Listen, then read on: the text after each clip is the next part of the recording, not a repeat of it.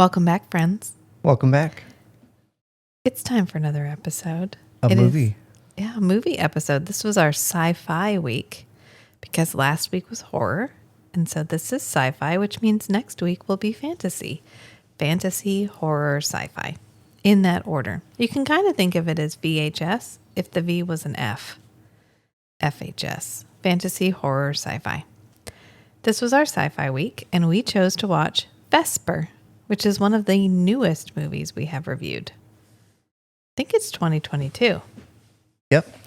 Yeah. Yeah, I saw it on a list of surprisingly good movies on Netflix that you probably haven't seen. Yeah, we Google it a lot, so we get a lot of those lists. Yeah. Hey, top 10 sci-fi movies you totally forgot about. Oh, wow, that's totally up my alley. Yeah, so we have a lot to say about this movie, so we'll just go ahead and get into it. Hi, I'm Rachel. And I'm about to get yelled at for an hour. But what's your name, though? Oh. Yeah. They call me Matt. And this is the Strange and Beautiful Book Club.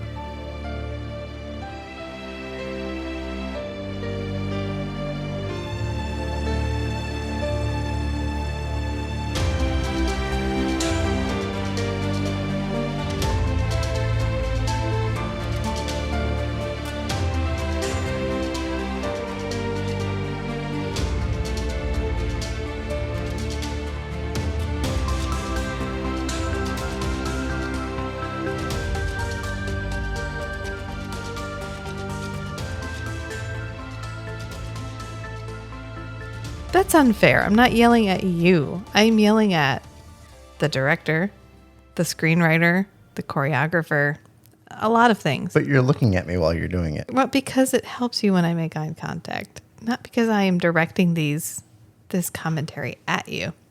I love you, honey. Mm-hmm. I'm not yelling at you. That's why I'm still here. Okay, so I think we should start with the good. This movie is really beautiful. Atmosphere-wise, they created a very consistent, very beautiful, very dystopian, but alluring atmosphere. Yeah, I love the world building. Yeah.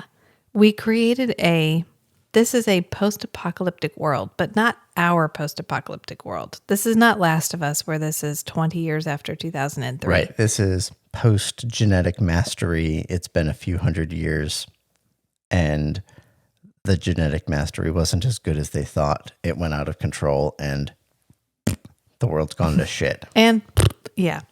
It's very much all of our technology became bacterial, fungal. We moved away from metal, no circuit boards, no machine pieces, no broken down robots, none of that. This is all very like the inside of the drone that floats around with her, who we will heretofore called Wilson, is like membranes, like bacterial or fungal membranes, almost fleshy, if I had to put a word to it. It reminds me of this book I read called Children of Time by Adrian Tchaikovsky, where there's a planet of sentient spiders, and they develop a lot of really advanced technology, but it's all biologically based. And so in this movie, all they're of their little tools, ants, aren't they? They're like little ants and that's stuff. part of it, Yeah. but they have other things. Like they breed plants and whatever. But it's a whole ecosystem of technologies. Rachel's taking a picture of I'm the cat. sorry, Pippin is just staring at me over my microphone. I'm trying to capture this moment. I'm trying to have a serious conversation, and the cat is just like eyeing me. Yeah, so It's like all of the basic tooling and resources that you have. You don't have a solar panel. Yeah. You have a bacteria-based power generator. Yeah. Not wiring, mycelium. Not circuit boards, bacteria. It's a very consistently created organic technology post-apocalyptic world. Right. The aesthetic and the way people interact with the world are all very consistent. And we've created a world that is full of alien things. So full of breathing trees, glowing mushrooms, antagonistic bugs that act like bullets. It's a both beautiful but more deadly world. And we create these characters who live inside of it and have carved out a world inside of it. And scraped out a living. And this is very much the future that Monsanto wants for us, which is the vast majority of life on Earth has been wiped out by our bacteria technology. We attempted to save the Earth with technology, and what we did was end it. And the people that still are alive and thrive live in sheltered cities called citadels. And everyone else lives outside the cities and scrapes out a living as best they can. And they can buy seeds from the citadels, but those seeds are locked so that they only create one harvest. Right.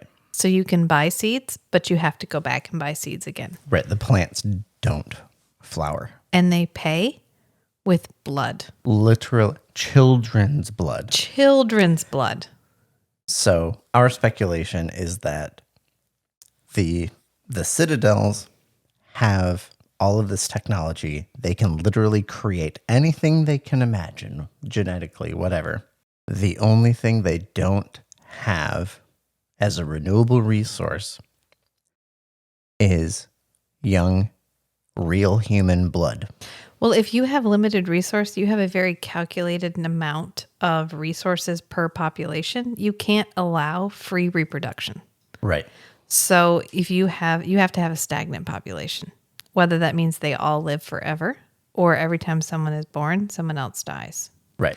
So this is a culture of scarcity, top down. Yeah, we get the sense that inside the citadel, everyone lives for a long time, maybe indefinitely, whatever. But it's a very stagnant society. Yeah. Doing a lot of top-down control on the masses out in the wilderness. Right. And she mentioned Vesper, who is our main character. She's a 13-year-old genetic genius who lives in the wilds with her father. And her father is sick. He's bedridden. Military veteran. He's a military veteran. So at some point there were wars, which kind of makes sense. That means that at a certain point, there were enough people outside the citadel that they could attack the citadel. And he fought for the citadel. And his only reward was this drone head. Right. He was paralyzed. Yeah. And we will call this drone head Wilson because it straight up looks like Wilson. We might as well just call it Wilson. Yeah. And it has a painted on red stripy face. The vast majority of the effects, except when necessary to create a specific atmosphere, are practical effects. So this drone, when possible, is an actual drone. It's actually... They just created the helmet-shaped shell around a regular old drone. Right. And I guess it was quite loud. So anytime that the actors needed to actually communicate with each other, they had to use CG. But otherwise, they use a drone when available.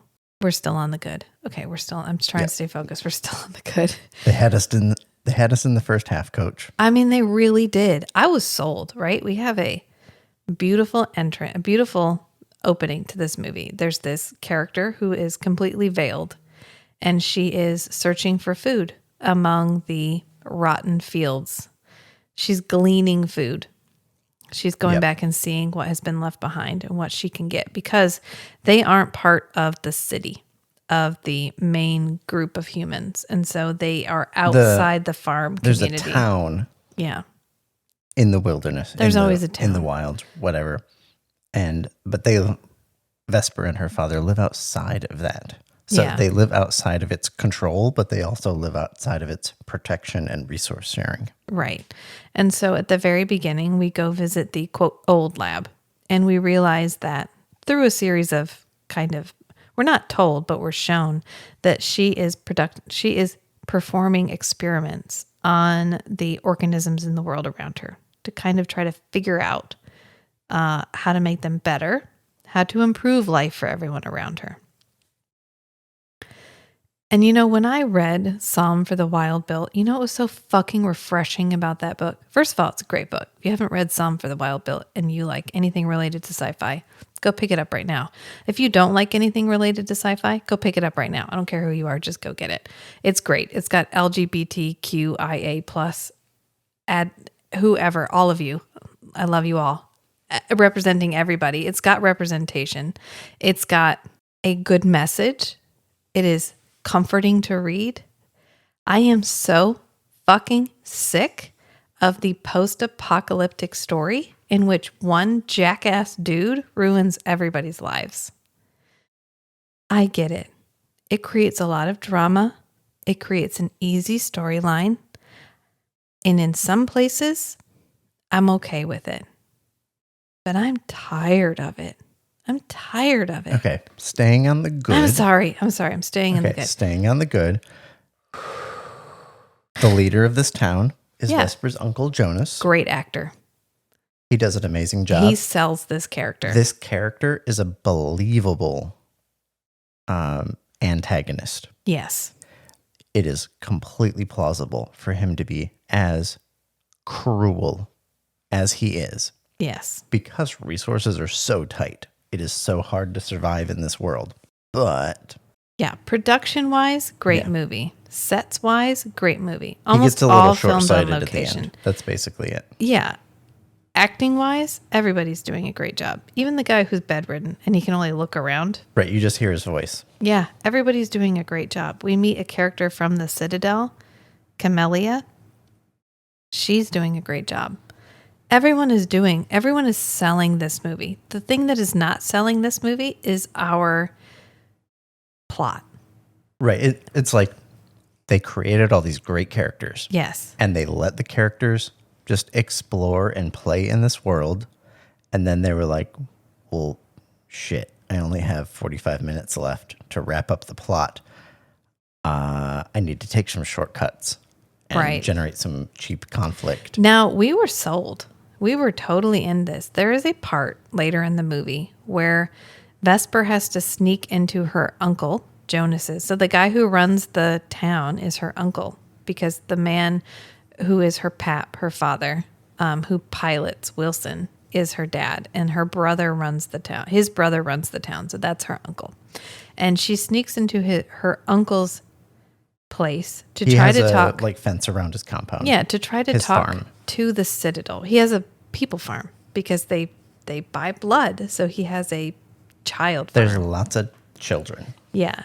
I mean, they are like a child gang. They're not like a farm in that they're chained to anything, but they it's are. also a farm because there's food there. Yeah, it's also a farm because there's food there. And because he is the one who gets the seeds to feed people. That's what he's trying to do. He's trying to create a system where he's generating income, which is child blood, selling it to the Citadel and getting seeds and keeping these children alive, and then having more children and in turn being able to generate more blood and get more seeds, creating this growing self-growth system, this growth economy. Or at least minimally sustainable. Right, so that everyone can stay alive and to a certain extent thrive.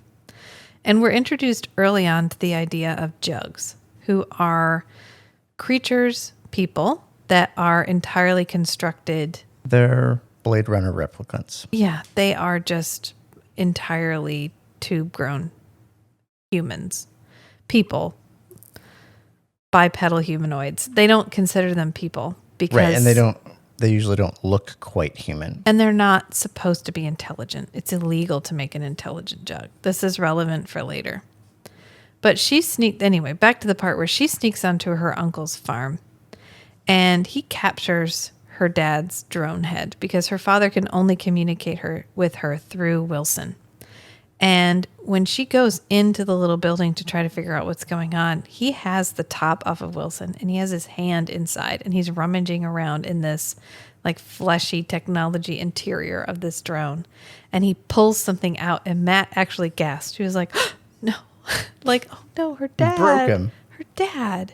And up till this point in the movie. And this whole time as he's sabotaging the drone, he is convincingly talking to Vesper, saying, oh, the gyroscope wasn't working right. I'm fixing it for you. Yeah, no problem. Because it's my brother.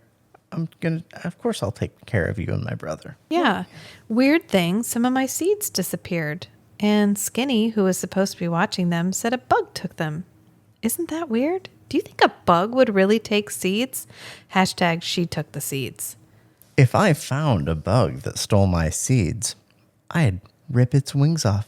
I'd pull off every one of its little legs. He is convincingly, terrifyingly, disgustingly self-serving. The entire movie.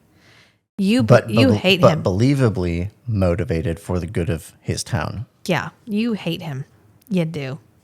Actually, he plays the same character in Jonathan Strange and Mr. Norrell, and you hate him in that one too. I don't know, maybe it's his face. At this point, I'm not sure he could play a good character, and I'd believe it. Like, oh no, you're shitty and you're just hiding it really well. Because he's so good at these characters. I've exhausted my well of goodness. Can I go on to the part that I want to really talk about now? Okay, so to summarize the first, 3/5 of the movie. Yeah. She's scrounging around for materials. We find out she's genetic prodigy. She sees this drone, which these drones are cool. They're like they call them like sky flyers or something. They're like a created creature that can fly through the sky. Yeah, it's basically their flying cars. Yeah, all technology. Except they make whale noises. Which is cool. They zoom through the sky. Grown technology? Fucking sign me up. We had so far to go with this. Later on, she finds the wreckage of this ship, and you can see like pieces of it lying around, and it's organic. Yeah. It was a living ship. And she finds this lady with a whole bunch of carnivorous fungus attached to her, but she's still alive. So Vesper rescues her, takes her home, cleans her up. She's like, hey, can you find my dad, Elias? They find Elias, but so does Jonas. Yeah. Jonas kills Elias. Conveniently. Which, that's fine. I mean, plot-wise, that's fine. So then they don't tell Camellia. Camelia's still hanging out with them. Tension grows because she stole Jonas's seeds and is still pretending to look for Elias. Yeah. And Jonas is looking for the other passenger of the ship because he knows that two people ride in these. Because he fucking sniffed a scarf cars. And he was like, oh, somebody else was in this. Meanwhile, Vesper's dad is the only pragmatic one. Yeah. At every situation, he's like, leave me the fuck behind. I'm dead anyway. Yeah. Go save yourselves. Seriously, have a good life. My lung is in a jar over there. And if the electricity goes out, I die. You can go, Vesper. You can go. I've lived my life. I paid my price. You're 13.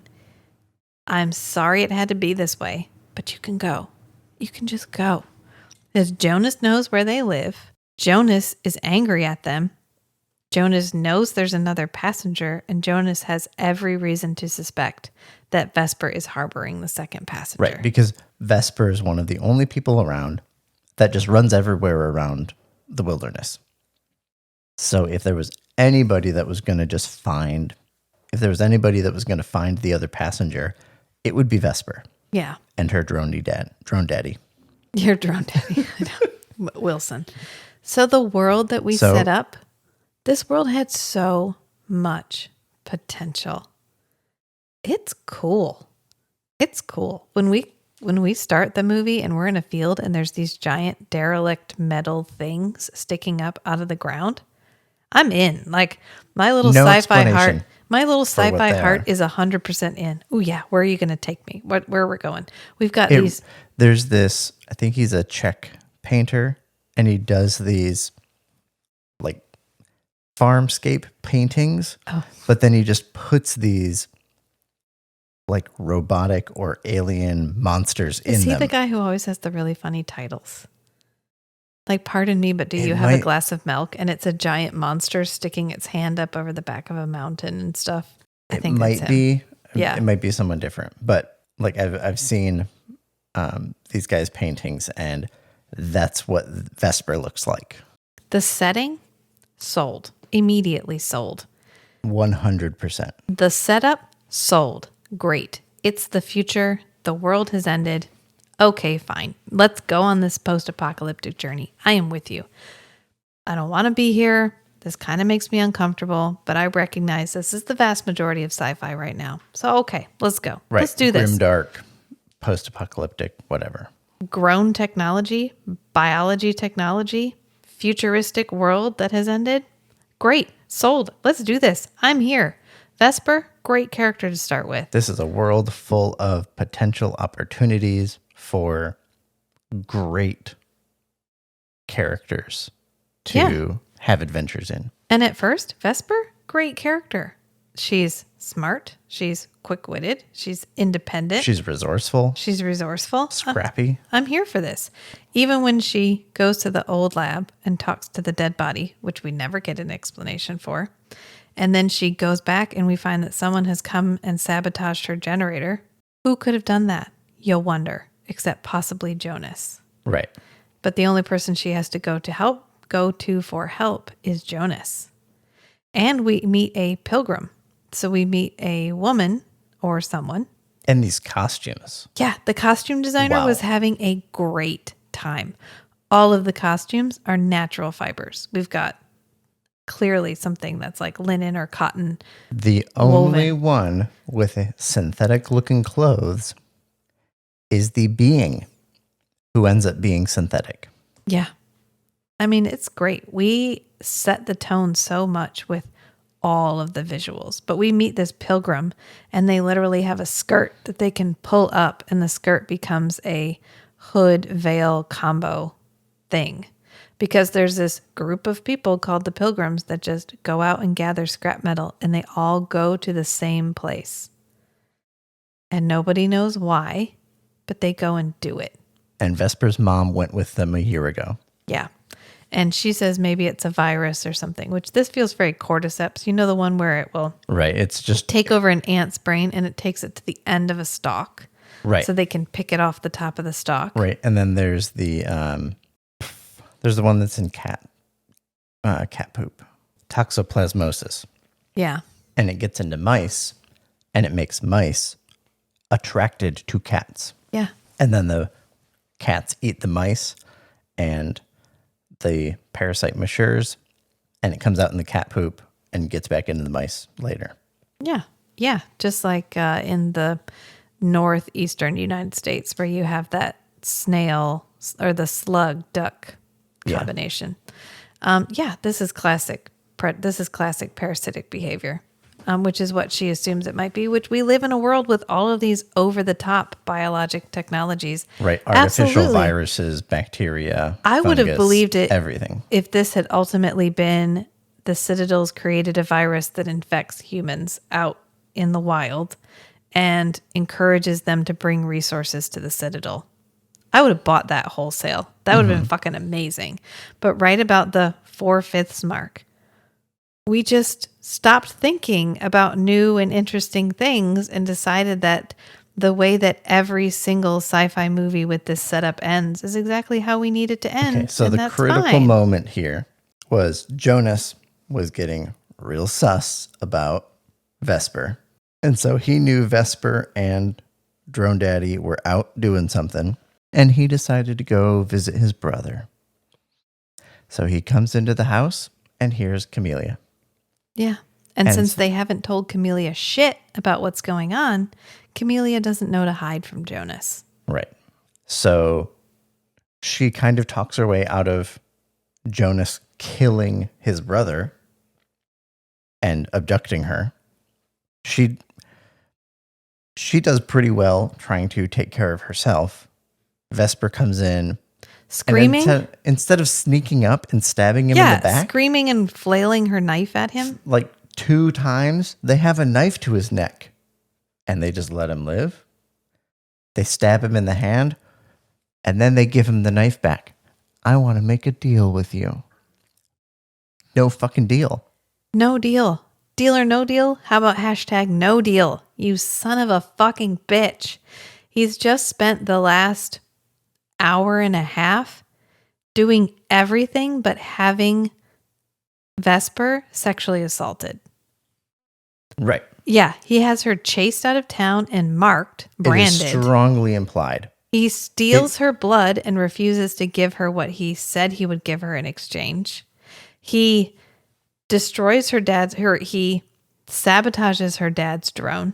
He has done nothing that would indicate. He's done everything he can to indirectly ruin, like destroy her ability to survive in the way that she's been surviving. Because he needs her to be a breeder. Because he wants her in his town so that she can do two things. Help keep the technology running because she's a technical genius. And he doesn't have anybody else like that because they don't educate people in the town. Well, clearly he knows how to sabotage drones, so. And he needs females that can produce babies. Yeah. To bank blood to sell to the Citadel. For seeds. Right. And but he's trying to be a little more discreet so that there's no direct evidence against him, so he can gaslight Vesper into cooperating with him. yeah. We get to this point and we've threatened his life and we don't kill him because for good to be good, good must be dumb, which is my least favorite trope. The good to the exclusion of your own self-interest. This isn't even self-interest at this point. This man is actively trying to murder you and everyone that you love. And you live in a post-apocalyptic world where you don't have the option of calling someone else in to be the justice for you. Like we just talked about in our last Forever Night episode.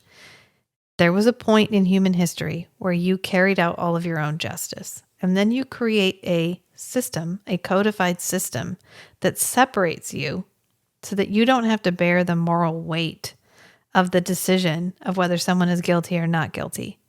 Well, that's all gone. I don't care how advanced the technology was before everything fell. It's every man for himself again. And this guy knows it. And he has carved out this community where he is king. And she refuses to become part of that community. And so he is doing everything that he can to wheel her into that community, which is the fucking plot of the last 4 post-apocalyptic sci-fi movies that I have watched. And I'm so tired of it. But she gets to this point where she has the chance to kill him. Free everybody in the town. Free all the children in the town. To whatever end. Or shit, just kill him and go to the Citadel. That's what she's wanted to do this whole time. Right. This is what she's trying to do. She has studied and learned so that she'll be accepted into the Citadel. She found this woman and saved her because she has she could take her to the Citadel. And in the end, she unlocks the seeds and makes them fertile so she can take them to the Citadel, which I'm saying it right now, doesn't make any sense because the Citadel is capable of creating anything genetically. They can create people. They can create animals. The Citadels create the seeds. So why would seeds have any value to the Citadel? Okay. The only value that the seeds have for her giving them to the Citadel is to say, hey, I got skills. Yeah. And you need people with skills. I unlocked especially young people with skills. Yeah. I unlocked these and I could give them out to everybody out here and they'd never have to buy seeds from you again. Or you can let me in this door and probably kill me once I walk through the door. I don't know. You know what? She's supposed to be young and optimistic, but also jaded and a genius all at the same time. We put a lot on the shoulders of this character. Okay. Response to the genius but making stupid decisions. I know. The higher you go on the IQ scale. Intelligence is a requirement for wisdom, but is not sufficient to be wise. You can be incredibly intelligent and not have the... Okay, so in cognitive science, the one of the terms for wisdom is rationality, which is a systematic and reliable set of rules that systematically and reliably allow you to see through self-illusion. You can be extremely intelligent, but not rational. That's fair. And the more intelligent you are, the easier it is for you to rationalize your decisions to yourself. So it's completely plausible, understandable that she could be a technical prodigy, but not have enough wisdom and, knowledge of how the world works and what is the best way to act in the world to achieve her goals. And so she makes stupid decisions. Yeah, she makes unwise decisions. Yeah. If in this moment, when she tells Jonas she wants to make a deal, and she presents him with these seeds that are fertile, he can plant these seeds, they can grow new plants, and then they can take those seeds and grow new plants. If she had presented him with these seeds and this character had accepted the opportunity that this was to create a sustainable community that does not rely on the Citadel, this movie is a 10 out of 10. I am here for this movie because we have set up this character, this Jonas character, who ostensibly is willing to do whatever it takes to keep his community alive, whether that means killing people that have disobeyed him or trying to rein in this wild child who is running around in the forest and who, when she could be here helping the community with her skills. I would have believed that, and that would have been great. But oh no, he has to go back to his transmitter and talk to the Citadel and tell them that he has the jug that they're looking for, because the woman that she rescues is a genetically created person, and she contains the code to unlock the seeds. Again, which Vesper was able to make use of. Maybe if we had fleshed out more why the seeds were locked, whether this was a deliberate choice or whether they... Yes, it is a deliberate choice. So why did the Citadel need don't they have the key? If you create a lock, someone has the key to lock it. And if the Citadels are the one making it, don't they all have the key? Unless they can only produce one-time use seeds and they don't know how to produce actual vital seeds. That would make sense. I mean, then it makes sense. But otherwise... I guess most of the context that we get about the seeds is from the intro info dump. Yeah. Yes, that's the only time we talk about the seeds is the my favorite thing in the world text at the beginning of a movie. Because not. It's I love it as much as I love a voiceover at the beginning of a movie. Unless it's Lord of the Rings. That's different. That's Lord of the Rings. But yeah, that I think becomes the biggest question, which is why does the Citadel need it? I would believe it if you were creating this character to go out and create fertile seeds in the world. If you wanted to save the world by freeing the people. Because this is peak capitalism, right?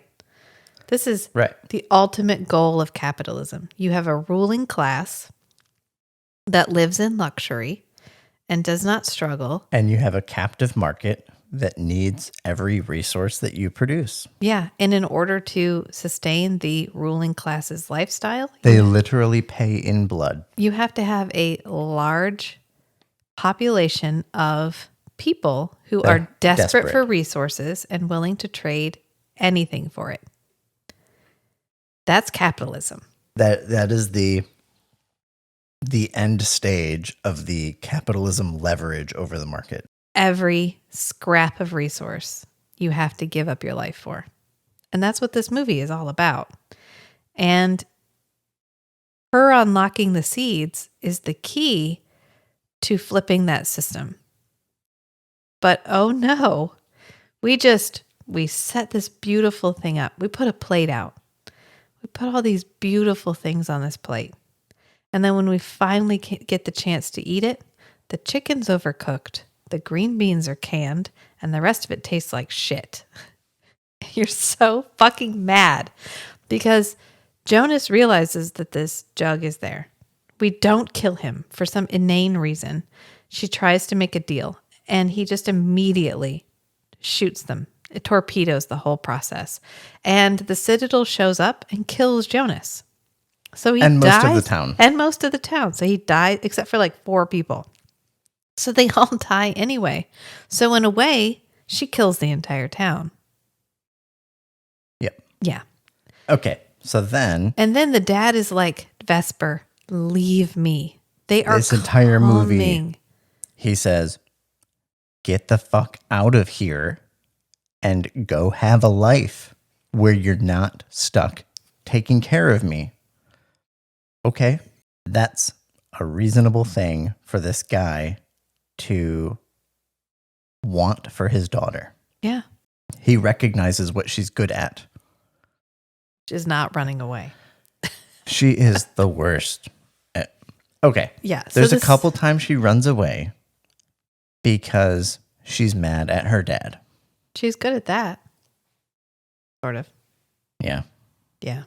But the Citadel shows up. We get kind of a... So they there's- infiltrate her home. I with like this slime spore. mold Yeah. thing. Okay. So slime mold is famous for non-intelligence maze solving Yeah. in an efficient way. And so my impression here is they send this slime mold in. It covers all of the horizontal surface. And if it touches something, it would react and kind of set off a pulse or whatever, a signal Yeah. to let the It Citadel touches know. her cloak. Right. And then it evaporates. Yeah. So it's found her. So Boom. it sends back a message. Now they know where she is. Once again, Vesper, get out of here. Leave right now. Yeah, you they and Camellia are need coming. to go. No, I can't leave you. I guess we're trying to go for... Kate referred to this as Titch rules. So Titch from Krull, where you have this child who acts older than they actually are because they live a life that has not allowed them to be a child. Who's Titch? Titch is the little boy who's taking care of the Emerald Seer. Okay, gotcha. So Kate referred to this as Titch rules. They're older than you think. But in this case, she doesn't feel that way. She feels like a 13-year-old, which she's only been on her own for a year. She had her mother to help take care of her Right. dad up until this point. And she doesn't want to leave him. And so he says, you know what? Okay, fine. Don't leave me then. Just go hide in the swamp. I'll lie to them. I know what to say to these people. I've worked with them before. They're not going to hurt me. Everything's going to be fine. And when they leave, you can come back. And she goes, well, how about we hide you too? And he goes, yeah, I think that's a good idea. She's obviously not going to run. Right, so they pile stuff up around the door. She's obviously not going to run unless he lies to her. So he lies to her. So they... Right, and he knows the only way that she's going to leave is if he's dead. Yeah. So he tricks the soldiers into blowing up the entire house. Yeah. So that she will have no doubt that he's dead and she will have nothing left to stay for. She will be untethered from all of this baggage and responsibilities that she's had to have taking care of her dad in this house. And she can go and have her life. Yeah. Unfortunately. And that's what he's trying to give her. Yeah. Unfortunately, she fled all of 25 fucking feet away from the house and is crouched behind like a bush with Camellia when the Citadel shows up. The shock troops. Yeah, the shock troops or whatever. And so then they have to run. Well, they're only like 10 feet in front of the Citadel soldiers because they didn't go very far. This is the epitome of their running, and the pursuers are walking, and the pursuers are gaining on them. Yeah. And so they end up running through this grass. And it is extremely cheap conflict. This is like it's not the least plausible chase scene I've ever seen. It's close. But it's close. I was yelling at the screen. Just yelling. And I knew at this point that I was going to need to warn Rachel to take breaths, so that I could actually respond.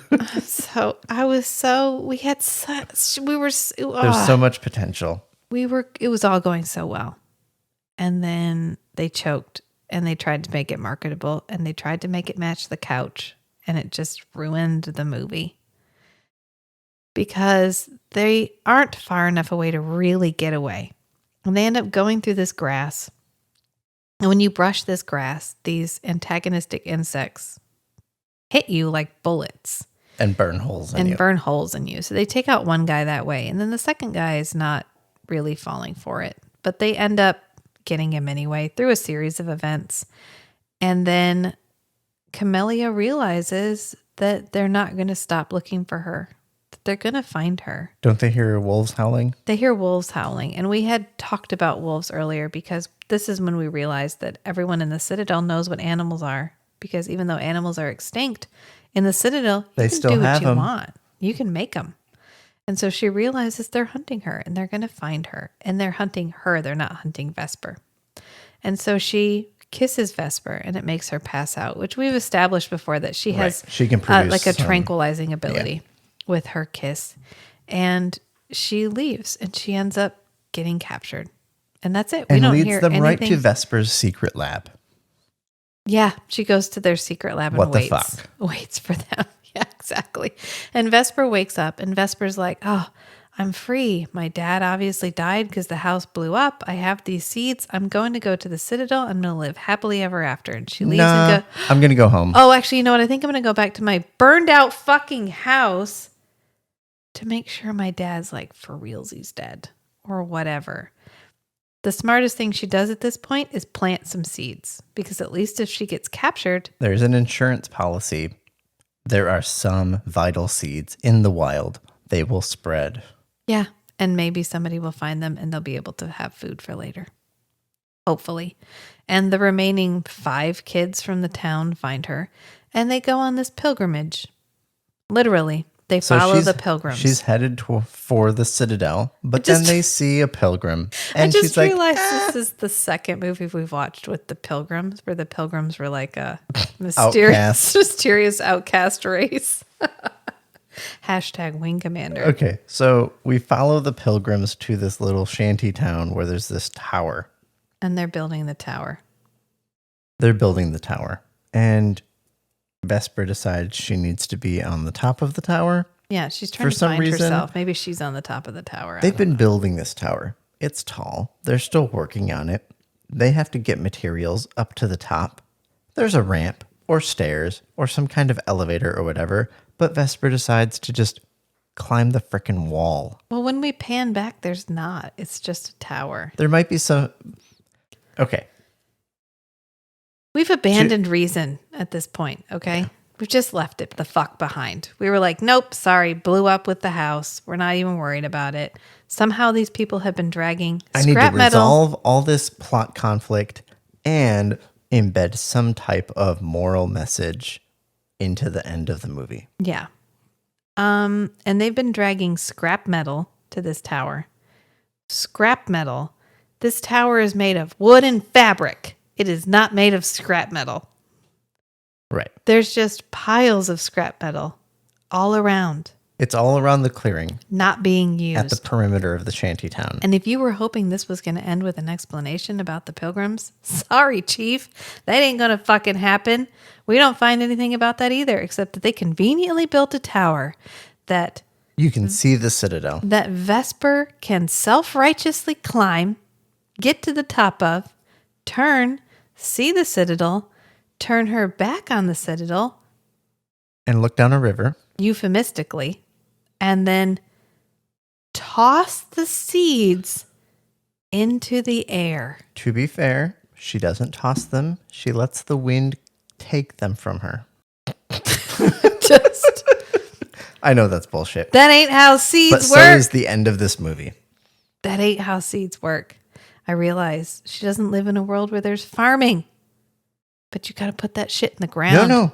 No. She lives in a world where there's farming. They buy seeds. They plant seeds. They grow the plants. They harvest the plants. They eat them. And hey, wouldn't People know how to farm. Wouldn't you know, conveniently, The jackass who ran the farm is dead, and all the equipment's just sitting there. And she could have taken those seeds over to his little hydroponic world, grown as many of them as she wanted. She could have gone to The only thing they don't have experience in is harvesting and saving the seeds right for the next season. I'm pretty sure if she can unlock the genetic code of the seeds, She can figure it that out. Yeah, she could have And made it. she has the gel that can unlock them. So worst case scenario, this batch of harvested seeds went bad. Okay, I'll buy a couple more seeds from the Citadel. Ostensibly, the colony would have to keep buying some amount of seeds from the Citadel just to alleviate the Citadel's suspicions.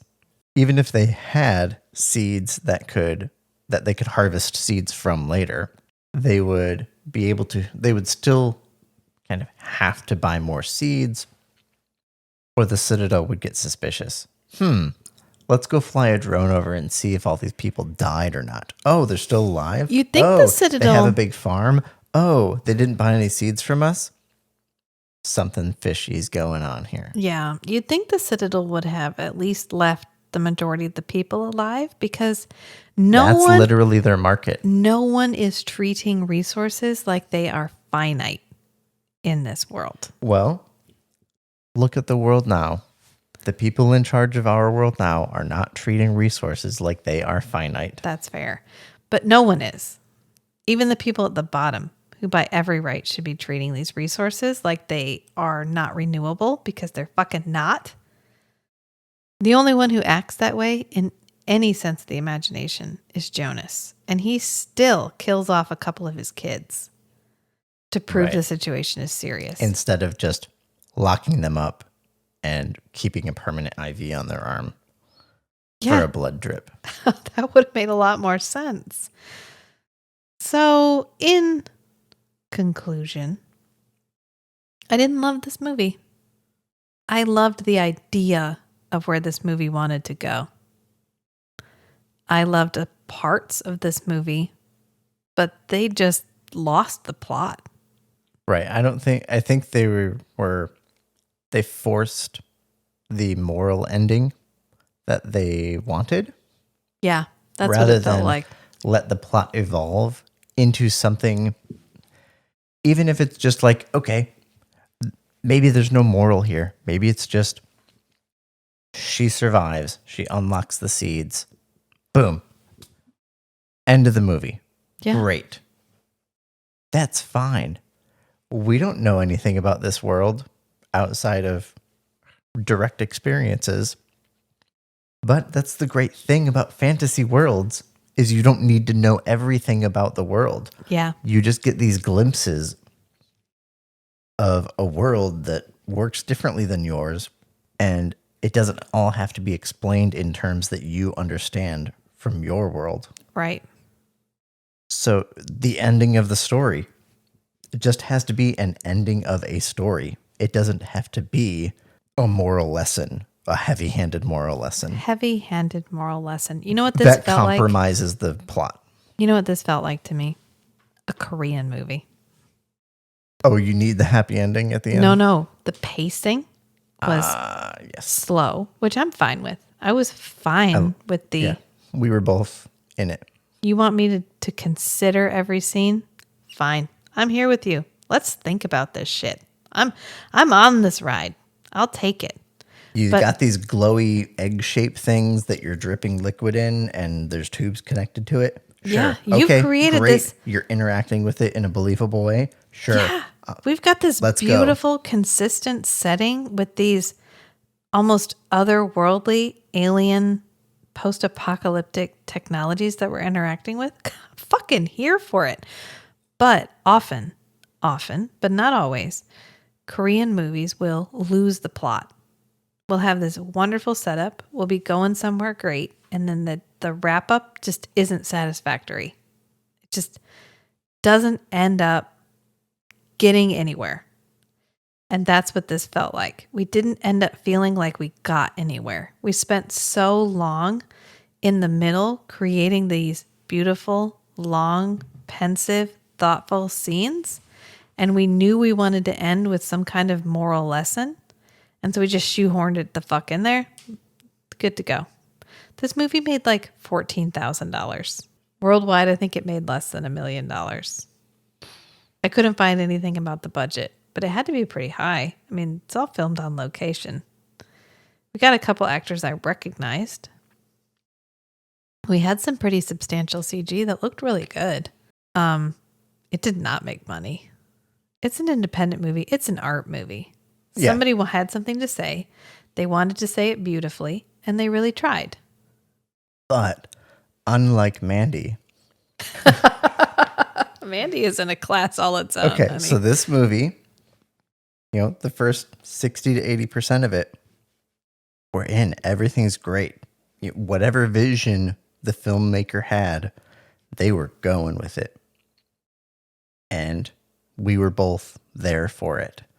And then somebody probably decided, oh, well, we need some actual plot wrap up.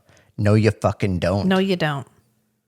You ruined it. You ruined it. Well, I don't know. Maybe you could just, like City of Angels, you just say, cut the movie here. Yeah, cut it when Instead. she unlocks the seeds and she's like, this one seed could change the world. And that's the end of the movie. Let it go. Dunzo. Yeah. It's a way better movie. Turn it off after Nicolas Cage boinks Meg Ryan. Dunzo. Great movie. What ending? I don't know. Moulin Rouge. Turn it off right when the curtain falls. Super. She had a wonderful show. Everybody loved it. She was adored. Boop. End of movie. Yep. That's what we need to do here. You know what I've realized about us as people? We do not like irrational characters. No, Give up the bullshit. No, we just don't. We don't suffer the irrationality in characters. I will if it makes the plot better. Right. I will. Yes. But if you are using irrationality as a way to drive the plot forward, when you could have come up with something far more interesting and unique and new, because the whole rest of this movie was very imaginative. You clearly had the skills. You could have come up with something that was not this cheap, irrational conflict. Okay, so I'm just kind of taking a couple steps back here. No, please do. I think the fact that Vesper was so attached to her father is fine. That's plausible. Yeah, absolutely. That makes sense. Yeah, she's right? 13. Absolutely, it does. Right. Okay. She lives in a cruel fucking world. And she's had to operate in this world as a pretty much autonomous agent. And her Uncle Jonas has only been a prime example of ruthless cruelty for survival. The moment when they have the knife on his neck and his hand stabbed to the table, everything leading up to this moment for Vesper's character, she should have been able to stab him through the neck. No qualms. Unless she didn't want to become him. But she's not becoming him. Yeah. This is where we get into the later on where she stays close to the house, even though she's being pursued. She goes back to the house after just because her dad was there. That is all fine for a 13-year-old girl in a scary world. But to do everything else to protect her father, but not kill this ruthless guy. The primary threat to her father. Right. Yeah. Especially after when she found out that Camellia was a synthetic person, she was immediately cruel to her. She punched her. She made a deliberate decision that she was going to work together with Camellia. I think we're supposed to see her as someone who doesn't want to accept that cruelty is necessary. Which is extremely valuable. And it's valuable, yes. Except we then create this situation where in order to be good, You have to make decisions that will ultimately harm you. Because she's trying to give her uncle the benefit of the doubt when she has absolutely But she's been no giving reason. him the benefit of the doubt this entire time. She has absolutely no reason to continue giving him the benefit fool of me the doubt. once, shame on you. Fool me twice, shame on me. Yeah. He has been actively working to harm her the entire movie. And that's why this moment, she doesn't kill him, but she offers him the opportunity with the seeds. I thought, oh, he's actually going to start working with her. That's where this movie is going. Great. I want to see what we do with this. I wouldn't have mind seeing this character, because this character is ultimately about survival, not necessarily about cruelty. He's not a bad guy. Yeah, he's not necessarily about cruelty. He's about survival. He's doing everything that he knows how to do to provide for himself and his community. Yeah. In a sustainable, reliable way. Which is why I thought we were going to go with he goes with her about the seeds. Right, because he up till this point, he's following his equation for how to survive in the world. Yeah. She reveals, I can unlock these seeds. Entire dynamic shifts for him. Yeah. I can understand. He goes back. He needs to think about it because he needs to reorganize how his world works now. Yeah. But then he calls the Citadel. Yeah, but then that doesn't make sense. No, and ultimately that's the decision that kills him. I'd say that's the two biggest problems with this movie. They're both character issues, character inconsistencies. Yeah. Where Vesper couldn't kill him. And then after Vesper couldn't kill him, he went back and called the Citadel. Yeah. If you're okay with this plotline, with the cruel male community leader in a post-apocalyptic world, if that's one of the tropes that you really look for, this is a movie for you. It's well done. He's good. He's cruel. He's well acted. If this is the kind of thing you enjoy, absolutely go for it. This isn't the kind of movie we love. We recognize that we are both very hypercritical about certain aspects of movies. Yeah. We weren't going to love this movie because this isn't the trope we like. We don't like this trope. We like a new trope. We like a new imaginative twist on things, or we like a generally cooperative community trope. We don't like this. We like the nature is the enemy, or our circumstances are the enemy. We like that. This isn't that. So I'm not saying this is a bad movie, but we didn't like it. You may. You probably gave this movie a chance. I hope you did, because we just spoiled the shit out of it. But if you loved it and we don't, that's perfectly fine. Obviously, you know me. Everybody gets to love what they love. That's what makes the world go round. We didn't love it, and I am ready for something fluffy and fun, because we did Frailty, and then we did Vesper. And what was our fantasy movie before that? Crawl. It was Crawl, yeah. Oh, okay. You were Crawl, like, we yeah, need something light. We need a lighthearted fantasy next. And I was like, we just did Crawl. Yeah, but then you put me through Frailty, which I love, but is dark and brutal. Frailty was yours. Yeah. Vesper was mine. Vesper was Matt's choice. And we went through two dark, brutal movies back to back. I like dark, tragic stories. Yeah. But I like the plot to be this wasn't your consistent. plot. Yeah, it's fine. This wasn't your trope. It's all right. It happens. I think it should have made more than $14,000 or $13,000 or whatever it made. Just on the sets. Oh my gosh. Yeah, it was pretty. And most of it was just filmed on location. The vast majority of this isn't CG, which is perfect. Right. It was all just enhanced slightly with CG. Yeah. So I think we'll just leave it at that. I think it deserved more credit than it got, but we didn't love it. In summary, that's our TLDR for that. Yeah. So remember. Well, no, I got to talk about the Instagram. What? Honey, I'm trying to be on the ball here. It felt like this was the time to go. You were ready. And I really appreciate that about you. You were trying to read my cues, and I really thank you for that. But we do have an I'll Instagram. just sit here. It's at Strange and Beautiful Book Club. I started the YouTube channel. And we may or may not have one movie up there. I don't know yet. I think I uploaded it. I need to check. Independent sources need to verify that I did that correctly, because I don't know if we've established this or not, but technological genius, I am not. So I'm working through the YouTube thing. But I think we're going to have a YouTube channel pretty soon. I thought I might just go through and upload all of our old episodes, and then we'll catch up. As with the new audio ones. only. Yeah, it's audio only. We still have our recommendation form. I'm going to figure out how to put a link up to that somewhere. But you know what? Follow me on Instagram and you'll learn all about it as soon as I figure it out.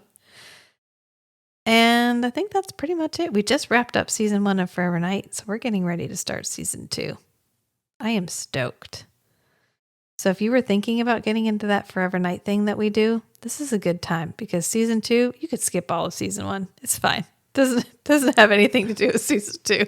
You can hop in season 2, episode 1. You'd be good to go. Actually, I think you probably should do that. Fall in love with the show through season 2. Then go back and watch season 1 and then watch season 3. This is my recommended viewing order. You heard it here first. So now that I've said all that, Remember, sometimes the strangest things are the most beautiful too. so be who you are and love what you love. Even this movie. You can even love this movie. Until next time, friends. Bye. Bye.